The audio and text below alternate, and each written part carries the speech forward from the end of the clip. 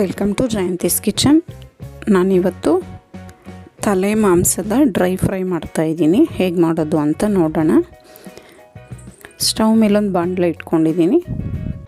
ಯಾವಾಗೂ ಒಂದೇ ರೀತಿ ತಿನ್ನೋ ಬದಲು ಈ ರೀತಿ ಡಿಫ್ರೆಂಟಾಗಿ ಮಾಡಿಕೊಂಡ್ರೆ ಟೇಸ್ಟ್ ತುಂಬಾ ಚೆನ್ನಾಗಿ ಬರುತ್ತೆ.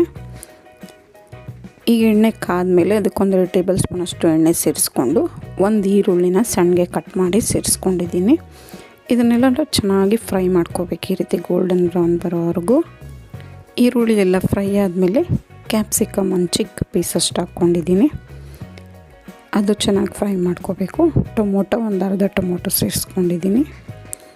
ಈ ಮೂರು ಚೆನ್ನಾಗಿ ಫ್ರೈ ಆದಮೇಲೆ ಸ್ವಲ್ಪ ಶುಂಠಿ ಬೆಳ್ಳುಳ್ಳಿ ಪೇಸ್ಟ್ ಒಂದು ಅರ್ಧ ಟೇಬಲ್ ಸ್ಪೂನಷ್ಟು ಸೇರಿಸ್ಕೊಂಡಿದ್ದೀನಿ.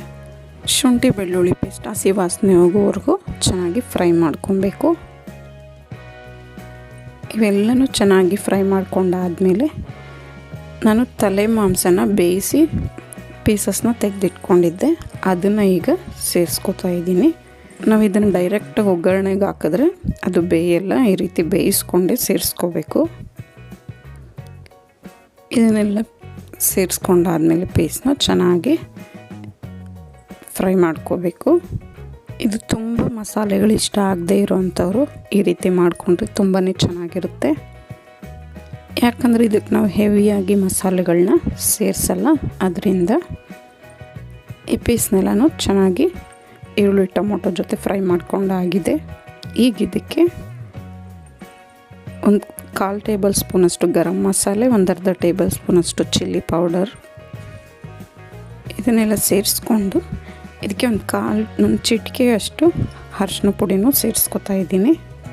ಇದು ರುಚಿಗೆ ತಕ್ಕಷ್ಟು ಉಪ್ಪನ್ನು ಸೇರಿಸ್ಕೊಂಡು ನಾನು ಪೀಸ್ ಬೇಯಿಸ್ಕೊಳ್ಳೋವಾಗೆ ಸೇರಿಸ್ಕೊಂಡಿದ್ದೀನಿ. ಈಗ ಲೈಟಾಗಿ ಈರುಳ್ಳಿಗೆಲ್ಲ ಬೇಕಾಗುತ್ತಲ್ಲ ಅಂತ ಒಂದು ಸ್ವಲ್ಪ ಸೇರಿಸ್ಕೊಂಡಿದ್ದೀನಿ.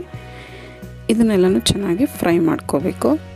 ಈಗ ಇದಕ್ಕೆ ಒಂದು ಸ್ವಲ್ಪ ನೀರು, ಒಂದು ಅರ್ಧ ಲೋಟದಷ್ಟು ಚಿಕ್ಕ ಲೋಟದಲ್ಲಿ ನೀರು ಸೇರಿಸ್ಕೊಂಡು ಇದನ್ನು ಒಂದು 10 ನಿಮಿಷ ಕುದಿಯಕ್ಕೆ ಬಿಡೋಣ.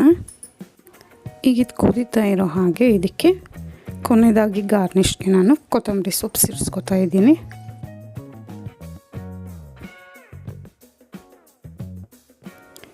ಈಗಿದೆಲ್ಲ ನೀರೆಲ್ಲ ಡ್ರೈ ಆಗಿದೆ, ಇದೆಲ್ಲ ಬೆಂದು ರೆಡಿಯಾಗಿದೆ. ಇದು ಸಾರು ಮಾಡೋದ್ರಿಂದ ಕೆಲವ್ರಿಗೆ ಇಷ್ಟ ಆಗಲ್ಲ, ಇದು ವಾಸನೆ ಅಂತ. ಈ ರೀತಿ ಒಗ್ಗರಣೆ ಮಾಡ್ಕೊಳ್ಳೋದ್ರಿಂದ ತುಂಬಾ ರುಚಿಯಾಗಿರುತ್ತೆ. ಇದು ತಲೆ ಮಾಂಸ ಥರ ಅನಿಸೋದೇ ಇಲ್ಲ, ಅಷ್ಟು ಚೆನ್ನಾಗಿರುತ್ತೆ. ಈಗ ಇದು ರೆಡಿಯಾಗಿದೆ, ಈಗ ಸರ್ವ್ ಮಾಡ್ಕೊಳ್ಳೋಣ. ಈ ರೆಸಿಪಿ ನಿಮ್ಗೆ ಇಷ್ಟ ಆದಲ್ಲಿ ಲೈಕ್, ಶೇರ್ ಆ್ಯಂಡ್ ಸಬ್ಸ್ಕ್ರೈಬ್ ಮಾಡಿ. ನಿಮ್ಮ ಅನಿಸಿಕೆ ಅಭಿಪ್ರಾಯವನ್ನು ಕಮೆಂಟ್ಸ್ ಮೂಲಕ